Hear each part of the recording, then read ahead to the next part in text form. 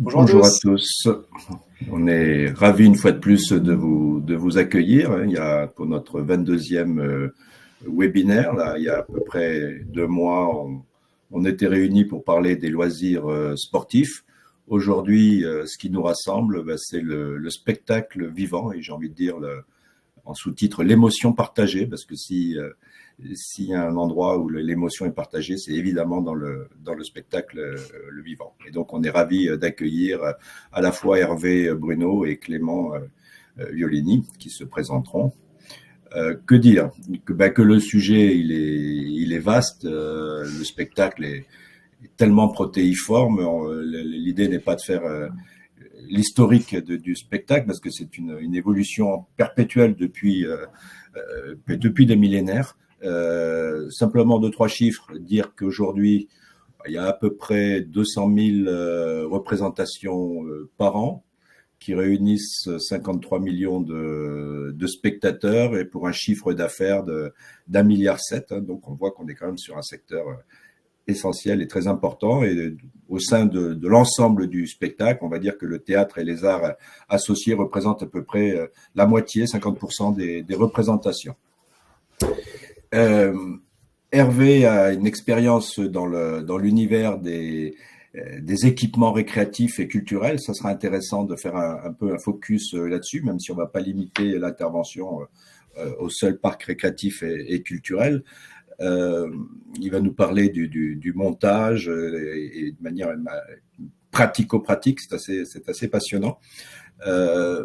Peut-être, je dirais, moi je m'interrogeais souvent sur les raisons pour lesquelles le parc Astérix est passé derrière le Puy du Fou en termes de fréquentation, alors que les facteurs locaux de commercialité, comme on dit, les zones de chalandise sont évidemment plus favorables au parc Astérix. Et en fait, ça montre en creux, quelque part, la puissance du spectacle. Le Puy du Fou, dès le départ, c'était son ADN, c'est employé à développer le spectacle et à gérer l'humain, alors que les parcs à thème plus traditionnels, comme le parc Astérix, par exemple, c'est plutôt les manèges mécaniques. Donc, quelque part, cette dimension humaine est essentielle. Peut-être qu'on parlera des joies et des peines du secteur, avec notamment les financements et puis le statut d'intermittent, encore que.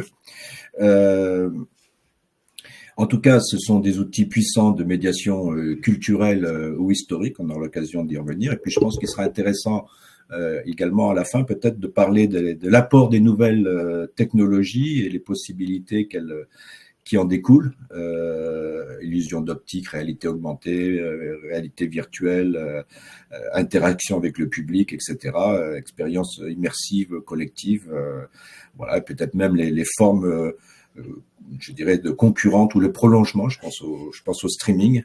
En tout cas, et pour finir ma présentation, mon introduction, le spectacle est une composante essentielle de l'ambiance d'un lieu. Je repense là encore aux équipements récréatifs et culturels, ce qui fait l'ambiance et qui assure le succès durable, le bouche à oreille. C'est à la fois le cadre architectural et paysager, c'est la qualité des attractions, des animations, mais c'est aussi le spectacle, les petits événements qui font venir souvent et les grands événements qui font venir de loin et qui assurent la médiatisation. Voilà pour cette introduction. Sans plus tarder, je passe la parole à Vincent qui va nous présenter son habituelle page d'actualité. Puis pour ma part, je vous retrouve tout à l'heure avec plaisir. Merci Thierry pour l'introduction et pour ce cadrage important. On est impatient d'entendre nos invités. C'est un sujet qu'on voulait traiter depuis longtemps, donc merci de vous être connectés ce matin. Avant tout ça, on va faire comme d'habitude une petite revue des loisirs. L'actualité est souvent assez riche, et là, maintenant qu'on est passé à un webinaire tous les 2 mois, on a le temps d'associer pas mal de sujets. Donc on va parler du développement des multi-loisirs, un peu comme souvent, avec 2 exemples intéressants, un en plein centre-ville et l'autre plutôt sur une entrée de ville, zone périphérique. On fera un petit zoom sur un parc d'attractions qui a une très belle saison et qui va voir son avenir sous de nouveaux augures avec un partenaire de choix. On fera un petit point sur le sujet du moment qui fait un peu le lien entre notre sujet des loisirs et puis le grand sujet actuellement qui est les lois de finances et la définition du budget, et donc l'impact fiscal qu'on va pouvoir retrouver. Je vais vous présenter 2 concepts inédits bientôt près de chez vous à Paris, en tout cas avant une diffusion, on l'espère, ailleurs. On fera un petit topo sur une guerre à venir du concept vraiment émergent qui a en très forte tendance, qui est la mini-ville pour les enfants, pour le jeune public, 0-10 ans, 0-12 ans, et puis la transition par rapport à un acteur clé du spectacle. C'est un petit peu intitulé avec ça, un château dans les airs, vous comprendrez rapidement en voyant le sujet. Alors, les dernières ouvertures qu'on a pu observer du point de vue des loisirs indoor, des multi-loisirs, c'est d'abord Follow Park qui a ouvert en plein centre de Lille, ce qui nous fait un lien aussi avec un de nos invités. Ça a ouvert vraiment sur l'axe principal, le centre commerçant de la ville, mais dans une galerie marchande qui était en déshérence depuis un moment, qui peinait à retrouver un peu d'attractivité. C'est la galerie des Tanneurs, société des grands magasins, qui l'exploite. Là-dessus, on va trouver maintenant un grand food court qui a ouvert récemment. Et puis, depuis le mois dernier, Follow Park est un concept multi-loisirs, très, très social gaming, avec dedans un bowling compact, qu'on appelle le duck pin bowling. On en avait parlé il y a 2 mois au retour de Hayapa, de l'arcade, de la simulation, de la VR. On va trouver un action game Experimental Park, puisque le fondateur de Follow Park et d'Experimental Park est le même, c'est l'ancien fondateur de Speed Park. Donc, autant dire qu'il y a du métier derrière. Et voilà, donc ça totalise 4200 mètres carrés et les premiers retours sont très positifs. Ça a vraiment apporté un nouveau public, un nouveau souffle à cet espace qui pourtant est très très bien situé. Du côté du Havre, c'est l'ensemble, l'opération La Nef, qui est une opération un peu plus complète, multi-loisirs, multi-enseigne. On va trouver de la restauration, on va trouver des boutiques.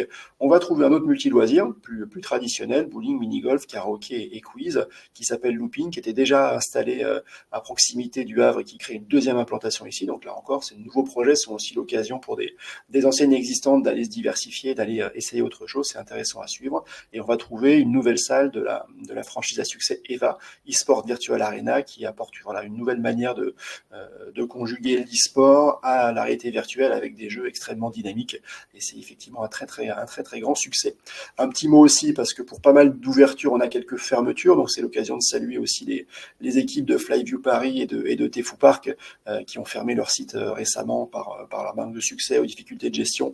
Sans rentrer dans le détail, voilà, c'est toujours des affaires compliquées. C'est bien de s'en rappeler parce que ça fait partie inhérente du développement des loisirs. À un moment, ça marche ou ça marche pas. Donc voilà, on salue les équipes qui nous regardent peut-être ou qui nous verront en replay parce que c'est des grosses aventures où on s'implique beaucoup et c'est jamais évident d'en passer par là.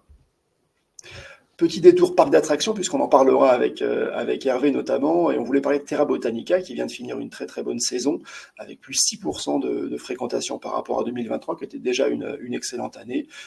C'est la 2e année consécutive, effectivement, que le parc a dépassé le demi-million de visiteurs. Il fêtera ses 15 ans l'année prochaine. Et pour les 40 prochaines années, il sera maintenant dirigé par un spécialiste, un professionnel, le groupe Looping, qui vient d'être retenu suite à un appel à manifestation d'intérêt pour gérer le parc dans le cadre d'un bail. C'est un bail à construction d'une 40aine d'années qui prévoira pas mal de phases d'investissement pour un total de 59 millions pour compléter l'offre, rénover l'offre, redynamiser, peut-être créer des spectacles, on verra. On aura peut-être l'occasion d'en reparler.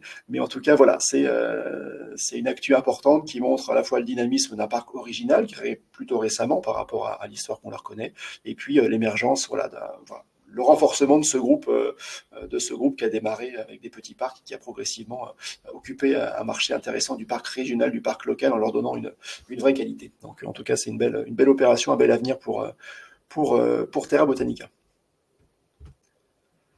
Alors, peut-être un peu plus sérieux en termes de chiffres, on est sur une préoccupation importante en ce moment des acteurs des loisirs et de manière assez diversifiée, autant sur les loisirs sportifs que les loisirs marchands, loisirs plus l'entertainment indoor habituel.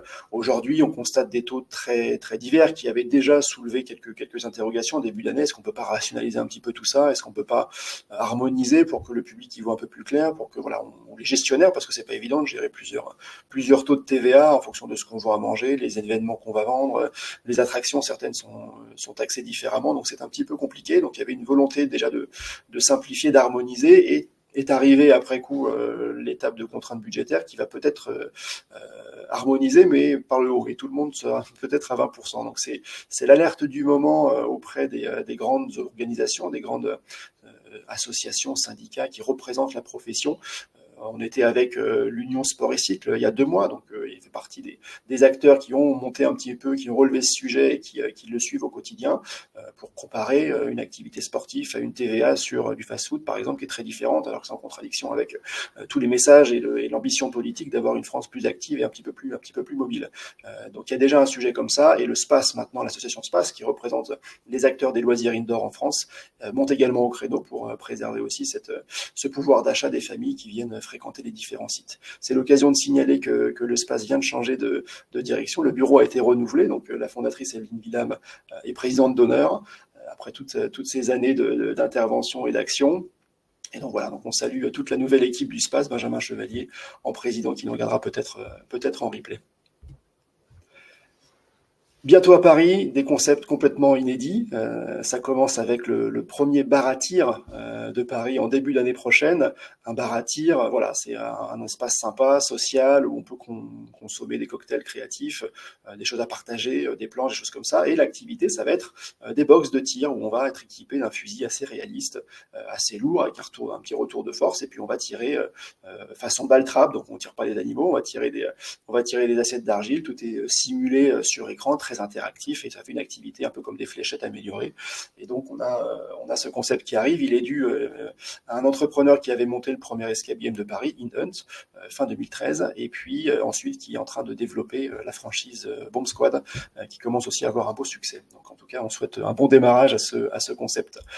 Echo 42, c'est l'autre concept inédit qu'on voulait vous présenter ce matin, un concept de théâtre d'expérience immersive, uniquement audio. C'est-à-dire que Sculpteur de rêve, qui est le développeur de cette nouvelle expérience, habituellement mobilise des acteurs pour guider, pour expliquer, raconter son histoire. Là, pour le coup, il n'y en aura pas. Ce sera uniquement au casque que ça va se passer. Donc, on va déambuler dans un décor avec uniquement une voix dans les oreilles qui va expliquer, raconter l'histoire, nous faire nous déplacer, chercher des indices, etc. Donc, c'est une belle innovation, en tout cas, pour cette compagnie qui nous surprend toujours, en tout cas. La guerre des mini-villes, vous avez forcément entendu parler de Palomano qui a démarré 2 sites très, très innovants à Clichy et à Gennevilliers, non pas Gennevilliers, le nom m'échappe, mais plutôt dans l'ouest parisien, avec 2 concepts, Palomano City, Palomano Story sur les thèmes historiques. Ils sont passés à l'émission Qui veut être mon associé. Ils ont trouvé Jean-Pierre Nadir qui les a rejoints au Capital pour développer vraiment le concept. Et ça n'a pas traîné. Aujourd'hui, il y a une trentaine de sites maintenant qui sont à l'étude, une vingtaine de sites déjà annoncés pour 2025 en développement franchise dans toute la France. La petite carte a été publiée sur les réseaux sociaux il n'y a pas très très longtemps. Ils ont accueilli un événement Pas de patrouille aussi il n'y a pas très très longtemps, ce qui manque aussi un haut niveau de partenariat sur des marques et d'autres licences.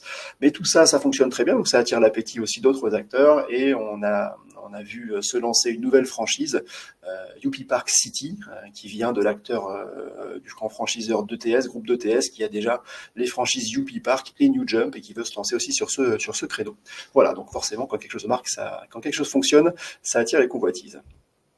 Pour terminer, faire la transition avec nos invités du jour, cette photo, vous aurez forcément reconnu le Cinderella Castle, célèbre château de Disneyland. Celui-ci est plutôt similaire au parc Magic Kingdom d'Orlando, si je ne me trompe pas, sauf qu'il a ouvert à Riyad. Il a ouvert à Riyad il y a le mois dernier, dans le cadre de l'événement Riyadh Season. Donc Riyadh Season, c'est un événement hivernal, on va dire. Ça dure 6 mois sur la période hivernale, voilà, pour éviter. On est à Riyad, donc forcément, on travaille avec les températures. C'est des sites qui fonctionnent beaucoup le soir, beaucoup la nuit. Faut voir ça un petit peu comme un mélange de sites événementiels, de parcs d'attractions, de centres commerciaux. C'est un petit peu organisé comme un Epcot, un grand lac, avec des secteurs thématiques autour. Et on va retrouver comme animation, comme attraction, ce château. Donc il n'y a que le château, il n'y a pas le reste des parcs. Et donc on aura des spectacles, des animations, des visites. C'est un château officiel Disney, on n'est pas sur une copie ou autre. Et on a chaque année sur ce modèle Riyadh Season, on va avoir des attractions différentes qui vont venir qui vont s'essayer, durer une saison, être démontés. Donc on a un mix intéressant de parcs finalement qui dure 6 mois et qui se renouvelle complètement. Donc c'est aussi un modèle assez intéressant qui est adapté au contexte climatique évidemment, mais qui peut donner des idées aussi sur les développements loisirs qui vont se renouveler complètement d'une année sur l'autre. Voilà, donc ça c'était la photo que je voulais vous montrer en tout cas pour conclure et passer la parole à nos invités du jour. Je publierai nos liens habituels dans le chat si vous voulez vous abonner, aller un petit peu plus loin sur la veille qu'on fait régulièrement, notamment avec Funfair City. Et j'ai le plaisir du coup d'accueillir Hervé Bruno, que j'invite à nous rejoindre sur scène pour qu'il puisse se présenter et à qui on va laisser la parole maintenant pour ce sujet passionnant du spectacle vivant, émotion partagée. Effectivement, Thierry, tu as bien fait de rajouter ce sous-titre qui correspond bien, mais Hervé nous en dira plus. Bienvenue Hervé, merci d'avoir accepté notre invitation. On est ravis de t'accueillir. Bonjour. Bonjour à tous et pour le coup voilà, je vais vous parler aujourd'hui des spectacles, mais avant toute chose je vais vous parler aussi et vous décrire un peu ce que je fais au quotidien. Est-ce que super Vincent, tu anticipes, voilà. C'est merveilleux. On te laisse, à tout à l'heure, on te rejoint. Les questions, n'hésitez pas à mettre vos questions dans le chat, on les prendra ensuite et on t'écoute Hervé. Super, allons-y. Et voilà, avant toute chose, moi je voulais me présenter. Je m'appelle Hervé Bruno. Ça fait 16 ans que je travaille dans le milieu des spectacles vivants et en particulier dans les parcs de loisirs. J'ai eu l'occasion de passer 10 années au Futuroscope. J'ai fait un court passage et un court détour par la scène musicale sur une grosse année pendant son ouverture avant de retourner dans l'univers des parcs, qui est celui qui me plaît le plus en allant au parc Astérix. Et voilà, j'ai fait 6 années récemment au parc Astérix. Je viens depuis juin 2024 de me lancer avec ma propre société qui s'appelle Live Show Factory, mais effectivement, j'ai un gros background de création dans les parcs avec une diversité de projets, aussi bien de la construction de défilés ou de parades pour vulgariser, avec des spectacles en salle, que ce soit de la comédie musicale ou du spectacle acrobatique ou du spectacle de stunt, du dîner-spectacle, du bar immersif ou alors du spectacle de performance. Je vous ai mis quelques photos à l'issue qui vous permettront de visualiser peut-être un peu plus l'univers. Et avec juste une petite différence, quand j'étais au Futuroscope, j'étais vraiment l'interface entre les sociétés de production et le client, à savoir le comité de direction et le Futuroscope. J'étais uniquement cette interface. À partir du moment où j'ai basculé au parc Astérix, j'ai basculé dans l'univers de la production, puisque la spécificité de ce parc, c'est d'avoir suffisamment d'équipes en interne pour pouvoir produire lui-même ces événements. En gros, concrètement, ça veut dire quoi? Ça veut dire qu'on se retrouve à choisir sur un spectacle quelle lumière on va mettre, quelle qualité de son, quelle chorégraphie, quelle mise en scène, etc. Et donc, assumer une casquette de direction artistique, c'est ça la différence vraiment dans le parcours. À l'époque, pour le parc Astérix, il y avait 4 métiers différents, mais je vais plutôt me concentrer sur Live Show Factory. Aujourd'hui, donc avec ma propre société, il y a 3 secteurs d'activité. J'utilise effectivement cette connaissance des parcs pour pouvoir proposer des clés en main et faire des créations sur mesure dans les parcs. Et ça, c'est vraiment le premier secteur d'activité. Le deuxième, c'est les spectacles vraiment en dehors des parcs, en travaillant avec les productions parisiennes, où je fais majoritairement de la direction de production et de la direction artistique. Pour schématiser, direction de production et pré-prod, ça va être la personne qui va gérer l'ensemble des budgets de la production et qui va s'assurer de son bon déroulement. Le directeur artistique est celui qui va donner la vision. C'est souvent 2 personnes séparées. En l'occurrence, moi, j'ai cette particularité de faire les 2. Je pensais que j'allais plus travailler dans les parcs d'attractions et finalement, aujourd'hui, je travaille plus dans le côté production parisienne. Et il y a un 3e volet qui s'est développé au fur et à mesure, qui concerne la création de décors, que ce soit pour les parcs indoor type Coesio ou pour les escape games. Récemment, j'ai terminé une grosse partie de l'accessoirisation et des finitions de décors chez Deep Inside, une enseigne d'escape game qui révèle là, actuellement sa 3e salle, où je prends une casquette de gestion de projet. Et voilà, ça résume assez bien mon activité aujourd'hui.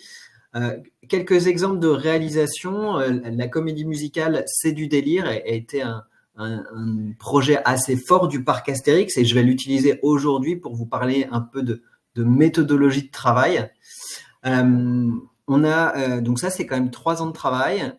On a créé également avec l'équipe du parc Astérix, tous les chars qui ont permis d'aller créer une parade unique et un défilé gaulois au sein du parc. La particularité, c'est que l'ensemble de ces chars doit avoir une vie sur chaque saison, puisque la saisonnalité dans le spectacle est quelque chose qui nous permet dans les parcs de créer une urgence de visite. Donc, ils ont une déclinaison Halloween, Noël et saison. On a dans les créations majeures aussi un spectacle de performance qui s'appelle les Plongeons de l'Olympe. C'est un format qui existe dans beaucoup de parcs, mais le challenge et la particularité de celui-ci, c'était de l'intégrer dans l'ADN de l'univers du parc Astérix et de pas juste simplement poser un spectacle de plongeon et de performance. Pour ça, on a travaillé toute la partie son, toute la partie costume, l'histoire, la scénographie et notamment avec Fabien Manuel à la Compagnie des Alpes. Et vraiment, on est très content du résultat puisque ce spectacle s'est classé assez rapidement c'est le premier en termes de notation dans les parcs de la Compagnie des Alpes. Et aujourd'hui, il y a également une étiquette un peu direction de production. Ça, c'est avec Live Show Factory. C'est une réalisation où on est sur la tournée de Dadju et Taïk. À titre indicatif, c'est 10 à 15 000 personnes par soir en zénith. C'est 100 personnes en backstage et 12 semi-remorques pour monter une scénographie à J-1. Donc voilà, ça c'était pour vous résumer un peu l'activité et ce que je fais aujourd'hui pour ceux qui ne me connaissent pas. Pourquoi on voulait vous parler des spectacles aujourd'hui ? Parce qu'on a la conviction que c'est un élément majeur et qui vous permet quoi ? Il vous permet de sortir de votre quotidien, on va pas se mentir. À chaque fois, c'est quand même plutôt stressant avec l'actualité, avec la routine dans laquelle on est. Et je trouve que le spectacle, de manière générale, nous permet cette parenthèse enchantée où on a vraiment cette déconnexion avec le quotidien. Ça nous permet de vivre des émotions et je trouve intéressant de voir à quoi sert l'émotion, comment elle est utilisée en spectacle et dans les parcs d'attractions. Ça permet également de s'immerger dans un autre univers et de rassembler les gens. Pour parvenir à ça, pour parvenir aux attendus, en tout cas que moi j'ai l'impression d'avoir sur les spectacles, forcément on passe par un thème qui est assez galvaudé en ce moment, qui est beaucoup utilisé, qui est l'expérience immersive. Si je devais le définir, je dirais que c'est l'ensemble des éléments qui me permettent de travailler le fait de déconnecter les gens de leur univers au quotidien. Donc, ça va forcément être le son, la lumière, la proposition artistique, tout ce qui va me couper sur les sens. En général, quand on m'a toujours dit qu'une proposition qui était immersive, elle touchait un maximum de sens. Et c'est comme ça que je la réfléchis ou que je réfléchis le parcours client quand je fais du spectacle, en me disant vraiment comment je vais pouvoir immerger les gens. Donc, si c'est un univers Noël, déjà leur mettre les couleurs de la bande son, leur donner les codes. Bref, c'est cette multitude d'éléments qui nous aident à parvenir à une immersion dans le spectacle. Et je voulais revenir aussi sur l'émotion. L'émotion, c'est souvent un moment qui nous permet d'ancrer un souvenir. Vous vous rappelez peut-être un peu plus la façon dont était habillé votre enfant quand il a marché la première fois. C'est parce que l'émotion ancre vraiment le souvenir. Et il faut pas oublier que dans les parcs d'attractions, pour rassembler les gens, on travaille aussi sur des expériences qui sont populaires et fédératrices. Donc ça, c'est typiquement une des marques de fabrique sur laquelle je travaille. J'ai voulu vous faire une slide très complexe, exprès. Mais en fait, c'est surtout l'opportunité de vous dire, c'est toujours compliqué de faire un spectacle. On ne sait jamais vraiment comment s'y prendre. Mais en réalité, je trouve qu'il y a une méthodologie. On n'a pas de recette magique.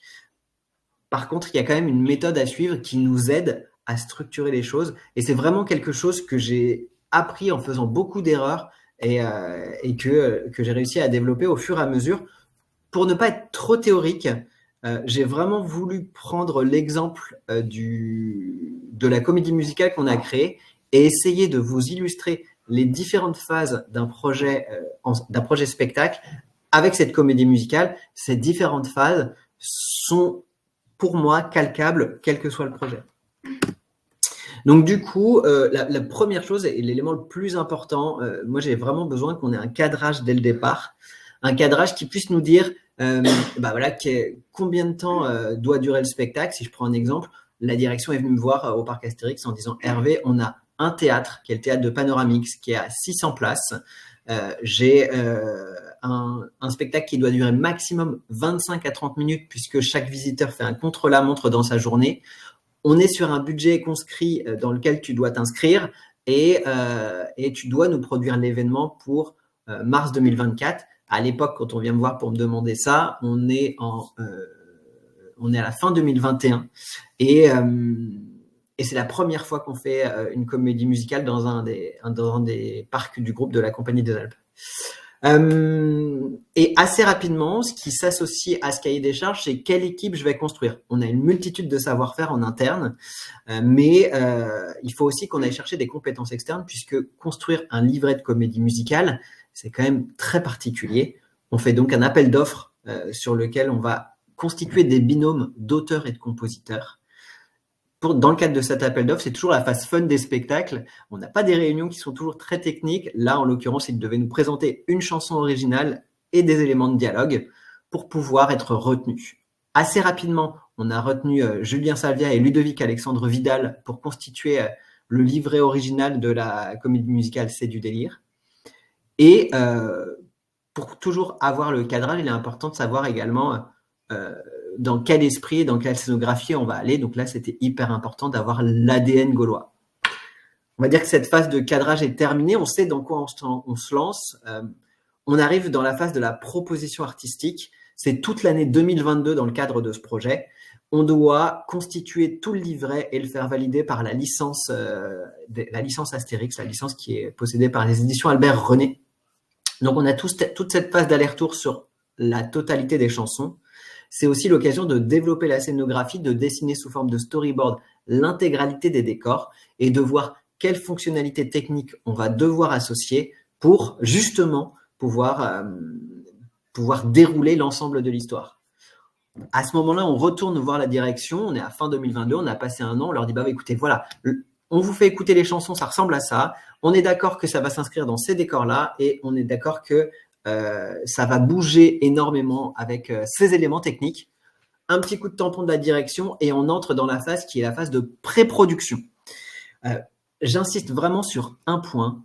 Pour moi, tout part de l'histoire. C'est-à-dire que ça sert à rien en tout cas, dans les parcs, on a toujours l'habitude de dire il faut que tu me fasses ce spectacle dans tel budget. Mais en fait, si je ne sais pas quelle histoire je vais raconter, si je ne sais pas quel effet je vais mettre en face, je vais un peu chiffrer au doigt mouillé. Ou en tout cas, maintenant, c'est avec le retour d'expérience, je sais quel format coûte à peu près quel montant d'argent. Mais à chaque fois, une réflexion d'un spectacle se fait toujours, pour moi, en fonction de l'histoire. Et je vais vous présenter tout à l'heure Clément Violini qui, lui, fait d'autres formats et un autre format de comédie musicale, mais qui le vit différemment de ce que moi j'ai connu. Donc, je trouvais intéressant que vous puissiez avoir les deux versions. La phase d'écriture de l'histoire est terminée, donc on entre dans la pré-production. La pré-production, en gros, c'est budget planning. On va pas se mentir, c'est je récupère tous les devis liés à la construction de mon projet. Je les mets tous en synthèse dans un budget prévisionnel que je fais ensuite revalider à ma direction et je construis également toute la phase de planning, voir si je suis capable de m'inscrire dans le délai alloué, à savoir il me reste 1 an et demi, en tout cas jusqu'à mars 2024, on est début 2023 à ce moment-là, pour pouvoir produire dans les délais. Et éventuellement faire de la coactivité qui sera parfois nécessaire pour tenir les délais, à savoir mutualiser à la fois les phases de travaux techniques et les phases de travail artistique. C'est souvent la phase qui fait un peu mal, celle-là, parce qu'on s'aperçoit qu'on est en dépassement budgétaire et on doit souvent faire des choix. Ces choix, ils doivent être les plus intelligents possibles. Et quand on a à la fois le dire de prod et le dire artistique qui se parlent à ce moment-là, en l'occurrence, c'était moi les deux, donc je me parle à moi-même, mais ça permet de faire des choix qui sont intelligents, c'est-à-dire qui vont pas trop impacter le projet, pas trop se voir sur scène et pas trop dénaturer le projet. C'est toujours l'enjeu de la phase de pré-production, c'est ne pas trop couper son intention artistique. Une fois qu'on a validé le budget, qu'on a validé le planning et qu'on est d'accord avec la direction, il nous reste à dérouler dans le cadre du spectacle la phase de production.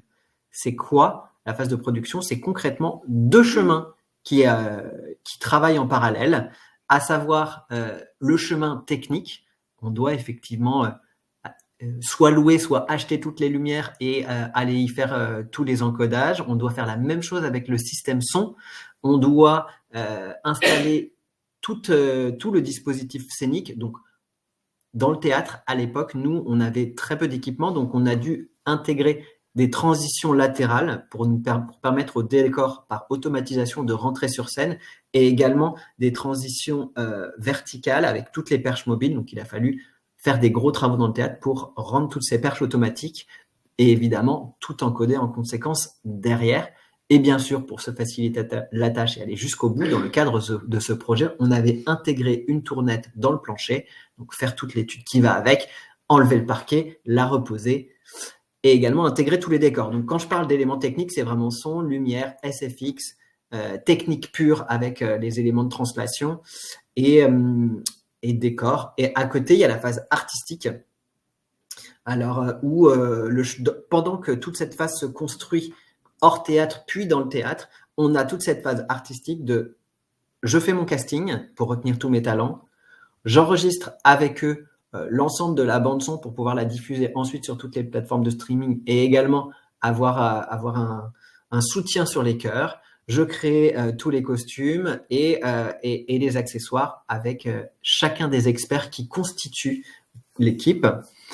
Ces deux chemins avancent en parallèle jusque, on va dire, les travaux dans la salle se font de septembre 2023 à décembre-janvier 2024 et on rentre dans la phase de répétition les deux derniers mois de la ligne droite de février et mars 2024. C'est souvent quand vous arrivez en phase de répétition que vous commencez à sentir si la potion ou la recette que vous avez mis en place va fonctionner. Vous avez cet assemblage des pièces du puzzle, vous avez toute la technique qui se met en place dans la salle et au fur et à mesure, on y ajoute l'artistique.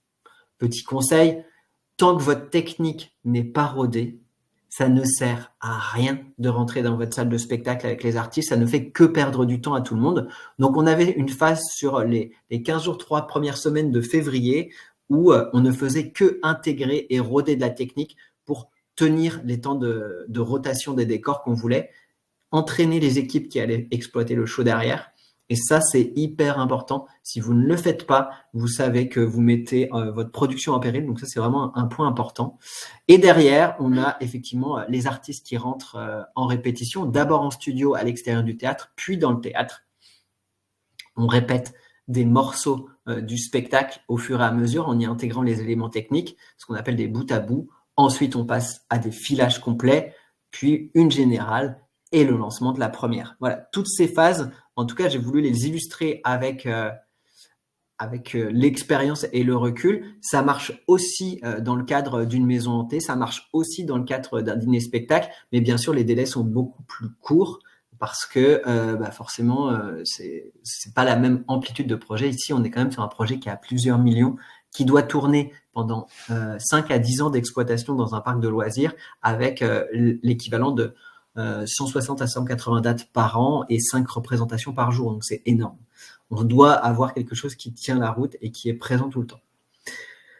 Il existe différentes façons de faire des comédies musicales et moi, je trouvais ça intéressant de pouvoir partager ce point de vue avec Clément Violini. Donc, si tu veux bien me rejoindre, Clément, ce serait top. Clément, je l'ai rencontré dans un cadre professionnel au parc Astérix. Il monte des comédies musicales plutôt au niveau associatif puisqu'il est à l'Université catholique de Lille. Il est le directeur artistique de l'université et il a quand même amené à mettre en place des prestations allant jusqu'à 350 étudiants sur scène. Il est sold out en quasiment 2-3 heures, donc du coup, je suis assez admiratif de son travail. Et ils ont pour projet de faire un zénith, donc je trouve ça quand même remarquable aussi. Clément, je te laisse la main pour que tu puisses éventuellement montrer une vidéo de ce que tu fais quand tu fais une comédie musicale. Et j'aimerais bien que tu puisses raconter un petit peu comment toi, tu t'inscris sur ce parcours créatif. Est-ce que c'est différent pour toi? Est-ce qu'il y a des étapes où tu squeezes parce que tu vas plus vite et que tu es dans un cadre associatif ou pas? Voilà, je te laisse la main. Ok, bonjour tout le monde. Donc, comme Hervé l'a dit, je suis Clément et je travaille à l'Université catholique de Lille. Donc, très rapidement, Université catholique de Lille, c'est 40 000 étudiants. majoritairement dans le nord de la France, mais également avec des antennes sur le sud de la France et sur l'Île-de-France. Notre objectif, c'est de former des étudiants dans tous les parcours, donc du droit, de la médecine, du management. Et l'objectif, c'est à travers on va dire des options, leur faire développer des nouvelles compétences. Et depuis 2 ans, les étudiants sont demandeurs de réalisation de spectacles. Alors à la fois pour la créativité, mais aussi pour la prise de parole en public, pour s'entraîner à leurs entretiens, pour développer des nouvelles compétences. Et ça fait 2 ans qu'on travaille sur sur une stratégie de développement des spectacles vivants à l'université. Et en 2 ans, en fait, on a vraiment explosé les records. On a commencé avec la première édition, donc Légende, qui est une comédie musicale, cette fois-ci en live, avec un orchestre et plus de 200 étudiants sur scène. Donc je vais vous laisser regarder la vidéo et ensuite je reviendrai sur le sujet pour corréler avec le tableau de Hervé.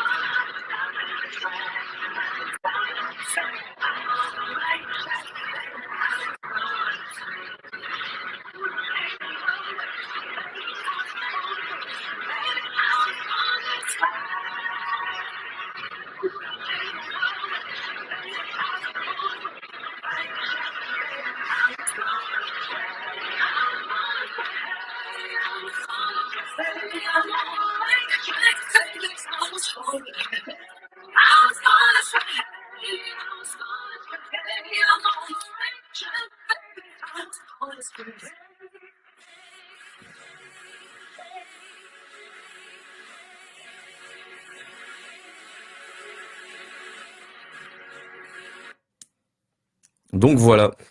Donc là, c'est une production qui a été réalisée en mars 2024. C'était la deuxième édition de la comédie musicale, enfin d'une comédie musicale à l'université. Et celle-ci a été vraiment, enfin ça a été un tournant pour nous. Elle a été réalisée en à peu près 2 mois et demi, c'est-à-dire qu'on a commencé à la créer en janvier, parce qu'on venait de finir une autre comédie musicale en janvier, et on avait 3 mois. Il met 2 mois, je mets 2 ans et demi, hein. Il est beaucoup plus rapide. Et donc voilà, en fait, nous, enfin on va dire la contrainte, c'est le temps, c'est-à-dire que nos étudiants sont présents sur le campus, on va dire 8 mois sur l'année, avec leur stage et leur examen. Donc notre contrainte, c'est il faut réaliser vite le spectacle et la commande également. Donc si je reviens sur les phases du tableau d'Hervé, le cahier des charges qui est donné par donc le rectorat, c'est quelque chose de semi-professionnel où l'objectif c'est de faire travailler les étudiants sur l'ensemble des phases du projet. Donc sur toutes les phases du projet, donc que ça soit la technique, l'écriture du texte, la communication, les chorégraphies, c'est des étudiants qui vont réaliser ces tâches et en un temps record. Donc, si je reprends un peu les étapes de la création, en fait, on passe à peu près, enfin, on a le même mode de fonctionnement, pardon, que Hervé. Toutefois, tout est condensé, c'est-à-dire que les répétitions des artistes commencent en même temps que la construction de l'équipe, que l'écriture de l'histoire. C'est-à-dire que des fois, on est obligé de sélectionner des musiques ou des chorégraphies qu'on va utiliser pour le spectacle sans savoir l'histoire. Parce qu'en gros, on doit commencer dès le début à travailler avec eux pour ensuite nous construire l'histoire. Donc, la définition du concept, la scénographie, tout est créé en même temps et généralement par le même groupe d'étudiants. Un spectacle, on compte une équipe pivot d'une quinzaine d'étudiants. Donc, c'est vraiment 15 étudiants de milieux différents. On a des médecins, on a des futurs avocats, on a des managers dans la grande distribution. Et tout ça vont venir se mêler pour créer ce spectacle en un temps record et surtout y venir développer des nouvelles compétences. Et c'est surtout ça qu'on cherche et c'est ça qu'on essaye de mettre en avant parce que c'est ça, enfin pour eux, enfin on va dire pour le grand public, pour les parents qui viennent voir, ça peut paraître simple de construire ce spectacle, mais pour les étudiants, c'est énormément de temps, de l'investissement et de la découverte vraiment de tout ce milieu. Et ce qui est super intéressant, c'est qu'on a beaucoup d'étudiants du coup qui vont vouloir se réorienter ou qui vont vouloir se diriger vers le milieu du spectacle. Et ça fait vraiment plaisir de voir que le milieu du loisir en France, et surtout avec les étudiants, les nouvelles générations, fonctionne toujours autant et attire de plus en plus. Est-ce que tu me relaisses la main, Clément? Bien sûr. Ou est-ce que tu voulais continuer à développer le propos? C'est toi qui me dis. Moi, c'est parfait. Et après, je voulais terminer sur cette slide qui est un peu plus concrète, en gros, pour vous dire l'importance du spectacle dans les parcs d'attractions. Ça répond quand même à une certaine stratégie. Dans cette stratégie des spectacles en parc d'attractions, il y a la gestion de l'attente. Le spectacle de plongeon du parc Astérix, il fait 25 minutes. Il peut accueillir 3000 personnes par représentation. Quand on fait 4 représentations dans la journée, c'est 20 minutes de moins dans les files d'attente des majeurs. Les spectacles ne servent pas qu'à gérer l'attente, mais je vais pas vous mentir en disant que c'est un élément majeur. Les spectacles, ils servent aussi à apporter une expérience pour tous dans les parcs d'attractions. C'est-à-dire que la famille, elle est souvent divisée entre l'ado qui veut faire le coaster, le plus jeune qui ne peut pas encore le faire, qui va faire des coasters plus familiaux ou qui va aller dans les aires de jeu. Le spectacle, l'objectif, c'est d'avoir un moment qui rassemble l'ensemble de la famille, qui est notre clientèle principale dans un parc d'attractions, pour leur offrir un moment de magie ensemble. Donc le deuxième intérêt des spectacles, c'est ça, et c'est aussi la durée de l'expérience est quand même beaucoup plus longue là où un coaster. L'objectif, c'est aussi d'avoir un impact sur la satisfaction des visiteurs et d'aller créer de l'ambiance dans le parc. Donc, en dehors des spectacles en salle, il y a aussi de l'interstitiel avec tout ce qui est art de rue. On a notamment le défilé qui s'inscrit dans cette logique et on va rassembler les gens le long des allées pour aller présenter l'ensemble des personnages emblématiques de la bande dessinée. En général, la programmation justement de ce défilé n'est pas faite au hasard, elle est faite pour avoir un impact sur le parcours client. Par exemple, le fait d'avoir le défilé qui est positionné à 16h, c'est volontaire, c'est fait pour créer une pause dans la journée du visiteur, pour l'inciter à manger une gaufre, pour l'inciter à s'arrêter en boutique. Donc voilà, c'est vraiment des éléments qui sont calculés et le spectacle arrive à proposer et à transformer l'expérience dans les parcs d'attractions. C'est un élément essentiel. Le parc Astérix, s'il n'avait que des coasters aujourd'hui, ça ne fonctionnerait pas de la même manière.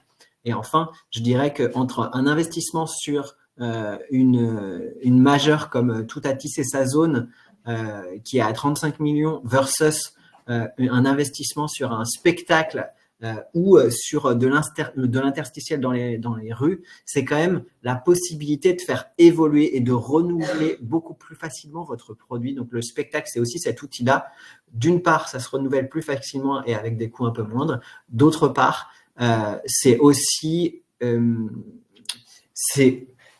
malgré tout la possibilité de travailler avec des coûts maîtrisés. Voilà, en tout cas, l'intérêt que peuvent avoir les spectacles dans les parcs d'attractions. C'était juste pour vous en parler rapidement, on peut rentrer dans le détail. Vincent, je vais certainement te rendre la main puisque j'ai dépassé mes 25 minutes, on est à 27, mais logiquement, je vais te laisser...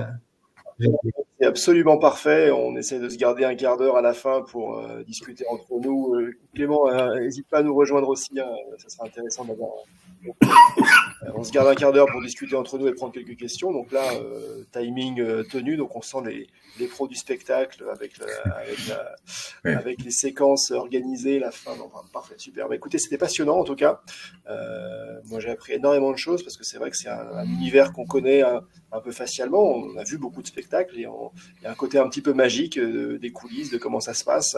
Et c'est vrai qu'on entendra une petite partie comme ça avec vos témoignages, c'est vraiment passionnant. Merci en tout cas. Oui, merci. merci Clément, merci Hervé, c'est très riche. Et une question que je me posais, c'est comment vous faites en termes de veille pour essayer d'être au courant de l'innovation technologique et puis le traduire, l'intégrer dans vos spectacles. Comment, voilà, ce que nous permet le numérique en termes d'interaction, en termes d'effets spéciaux. Et donc, voilà. Je suis pas sûr qu'on ait la même réponse, donc je vais commencer Clément et puis je te laisse continuer. Moi, ma veille, elle est majoritairement artistique, puisque c'est plus là où je suis plus attendu, ça va être quelle proposition je vais pouvoir intégrer et qui soit nouvelle en termes de mise en scène ou de scénographie. Et je suis un peu moins effet technique, là où je sais que Clément, il est plus sur ce créneau-là. Et donc, ça va être. J'avais la chance, quand j'étais en parc d'attractions, de toujours avoir des entreprises qui me finançaient mon benchmark et le fait d'aller voir plein de spectacles, plein de parcs d'attractions. Et ça, c'était vraiment un privilège, mais c'est aussi ça qui a créé ma culture du spectacle et qui m'a permis d'aller voir énormément de choses. Je vais m'inspirer à chaque fois de petits morceaux et pas forcément essayer de copier un spectacle. Et je vais essayer de nourrir des influences différentes, d'univers différents, ce qui a fait au Parc Astérix des propositions singulières qui vont mélanger du circassien, de l'acrobatie, avec des univers musicaux qui vont être classiques, pop, hip-hop. Et tout ce mélange-là fonctionnait bien. Toi, Clément, tu es plus technique, je crois.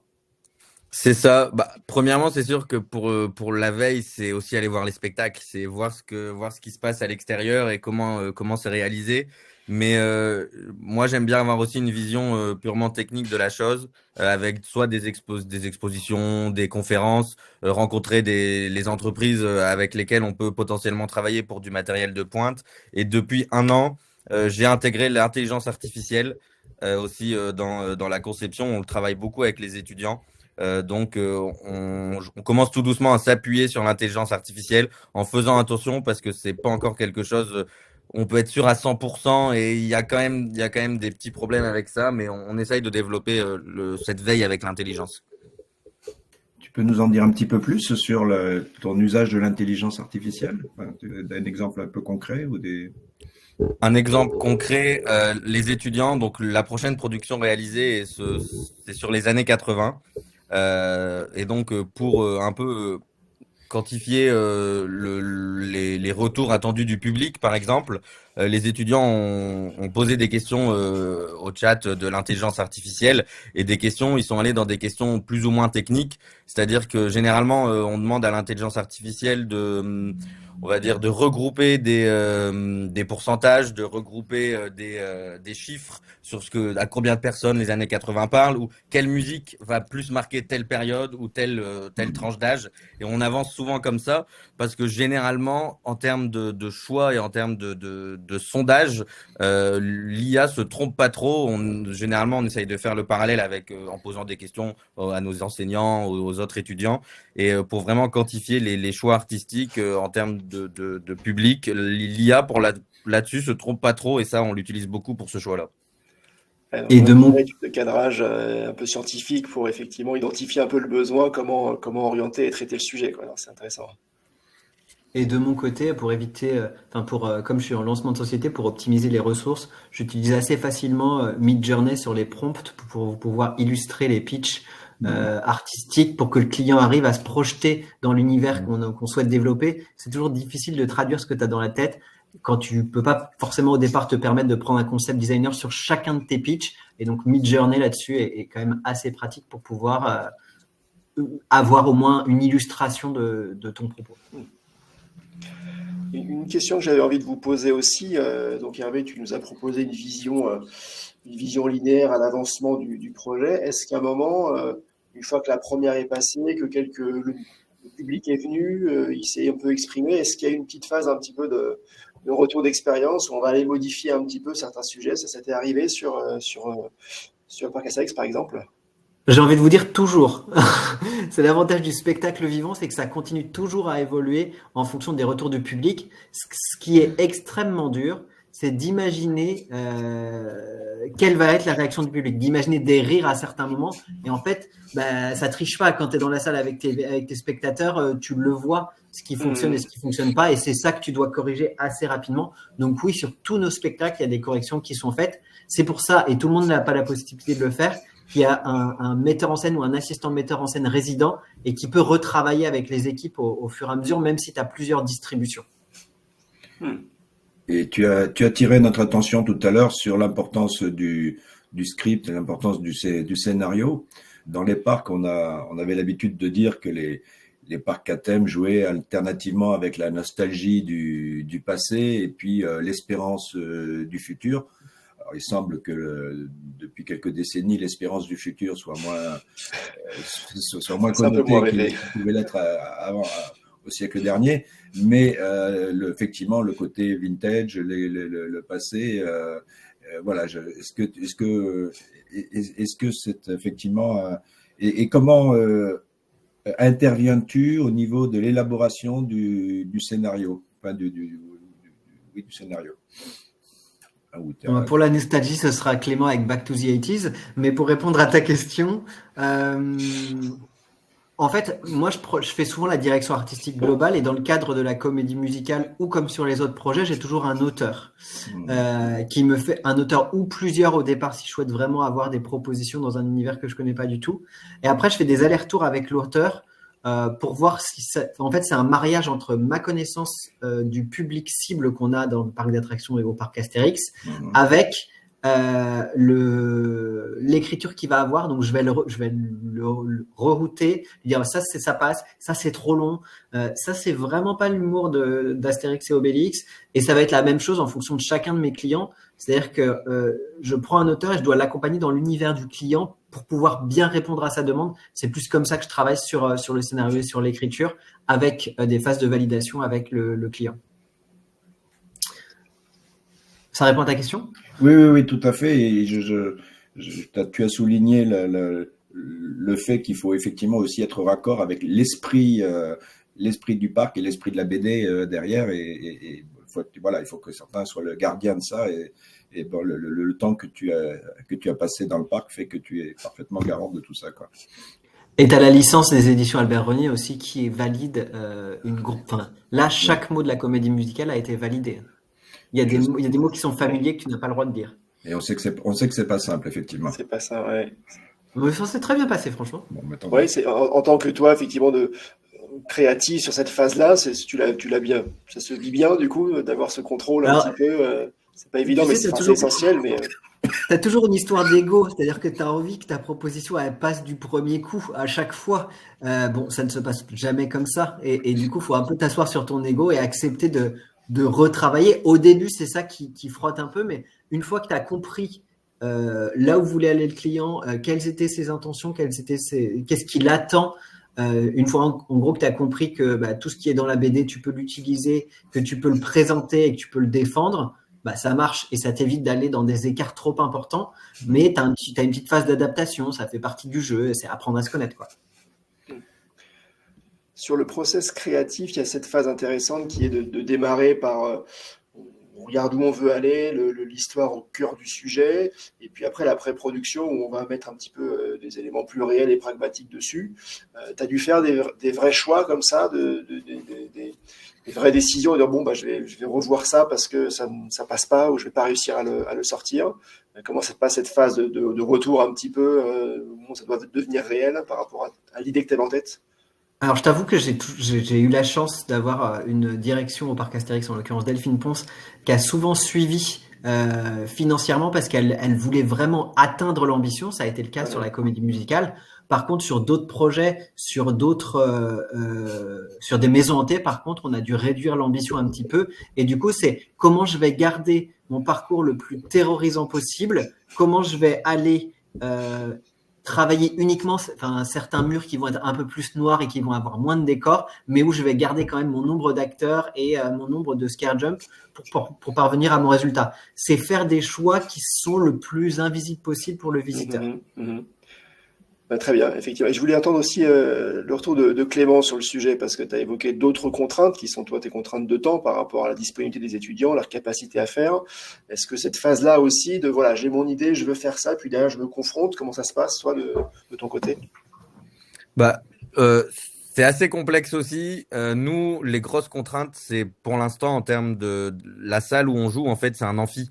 C'est-à-dire que c'est dans nos murs, c'est une salle de 700 places, mais c'est une salle de cours. C'est-à-dire que de base, il y a des tables, il n'y a Elle est pas de utilisée. structure, il n'y a rien du tout. Ouais. Donc, premièrement, on a 3 jours avant le spectacle pour tout installer.